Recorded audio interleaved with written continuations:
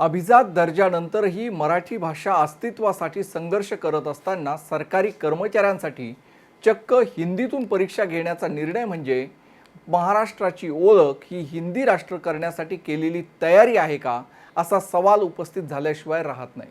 महाराष्ट्राच्या राजधानीचं शहर असणाऱ्या मुंबईसारख्या शहरांमध्ये परप्रांतीयांकडून मराठीचा अवमान केला जात असताना त्यांना चांगला धडा शिकवायचा सोडून उलट त्यांच्याच भल्यासाठी सरकारी परीक्षा हिंदीतून घेणं म्हणजे मराठीचे खरे मारेकरी हे परप्रांतीय नसून आपलीच माणसं तर नाही ना, हे पडताळून पाहण्याची नक्कीच वेळ आली आहे। सरकारी कर्मचाऱ्यांसाठी अचानक हिंदीतून परीक्षा घेण्याची गरज सरकारला का भासली, यामागचं खरं पॉलिटिक्स नेमकं काय आहे हे जाणून घेण्यासाठी माय महानगरचा हा व्हिडिओ शेवटपर्यंत नक्कीच पहा। नमस्कार, मी उन्मेष खंडाळे, माय महानगर लाईव्हमध्ये आपलं स्वागत आहे। मंडळी, राज्याच्या भाषा संचालनालयानं सरकारी कर्मचाऱ्यांसाठी हिंदी भाषेची परीक्षा घेण्याचा निर्णय नुकताच काही दिवसांपूर्वी घेतला होता। ही परीक्षा 8 जून रोजी मुंबई, पुणे, नागपूर आणि छत्रपती संभाजीनगर इथं होणार होती। याबाबतचे तसे प्रसिद्धीपत्रकही काढण्यात आलं होतं।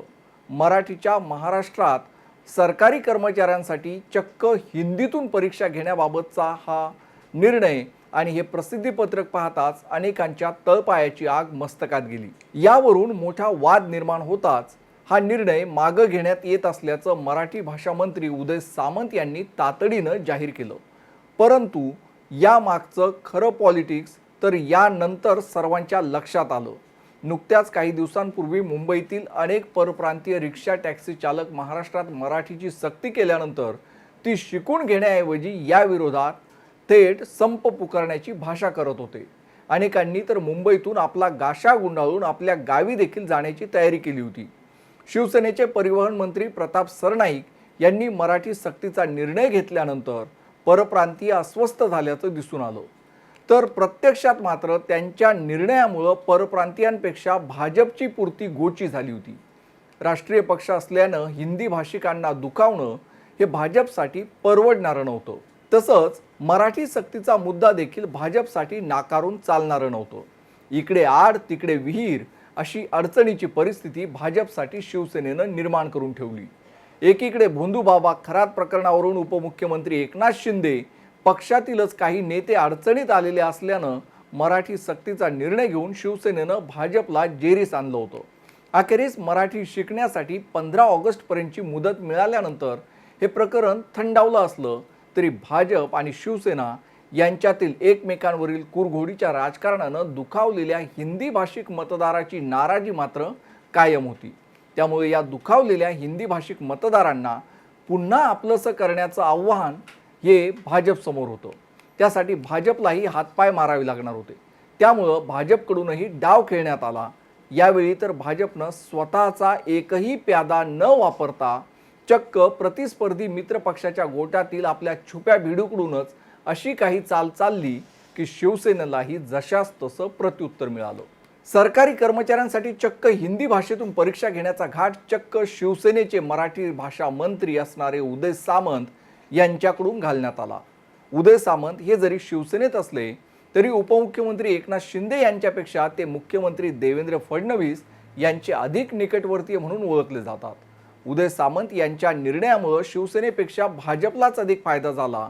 हिंदीतून परीक्षेच्या निर्णयामुळे महाराष्ट्रातील भाजपचं सरकार हिंदी भाषिकांचा विचार करत असल्याचा संदेश अप्रत्यक्षपणे या माध्यमातून परप्रांतीयांमध्ये गेला। तर दुसरीकडे मराठी अस्मितेचा मुद्दा लावून धरणाऱ्या शिवसेना शिंदे गटासाठी ते मात्र काहीसं अडचणीचं ठरलं।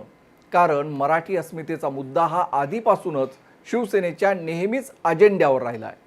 परंतु सत्तेत असूनही शिवसेना शिंदे गटाचे मंत्री मात्र मराठीऐवजी हिंदीतून परीक्षा घेण्याचा निर्णय घेतात। यावरून मराठी मतदारांमध्ये मोठी नाराजी निर्माण झाली।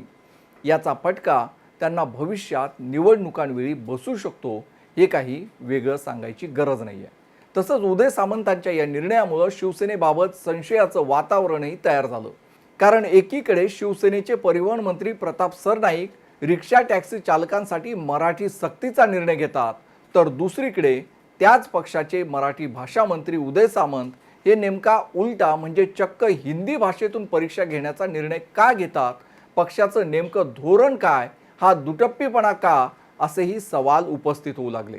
एकाच पक्षाच्या 2 मंत्र्यांकडून घेतलेल्या या विरुद्ध निर्णयांची चर्चा राजकीय वर्तुळात जोरदार रंगली.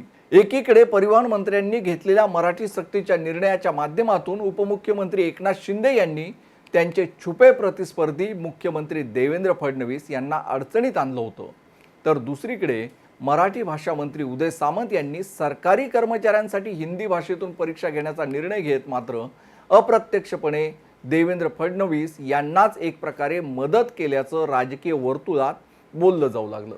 या निर्णयांमुळं ना मराठी भाषिकांना फायदा झाला ना हिंदी भाषिकांना, परंतु मराठी हिंदी वादाची धग पुन्हा एकदा पेटवून राजकारण मात्र ढवळण्यात आलं.